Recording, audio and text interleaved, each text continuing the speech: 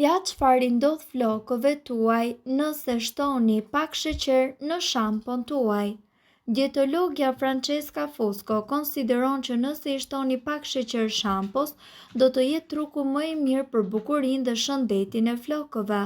Sipas mendimit të saj, në gjithë shishen duhet hedhur një lugë e vogël sheqer, e cila do të përdoret si eksfoliant.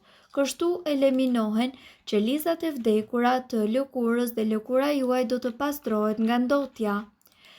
Jo vetëm që në mënyrë efikase eliminon yndyrën apo edhe ndotjen, por sheqeri mund të sonë një depërtim më të thellë të rigjeneruesit, ndaj mund të përfitoni dhe pastërti të madhe, por dhe hidratim më të mirë.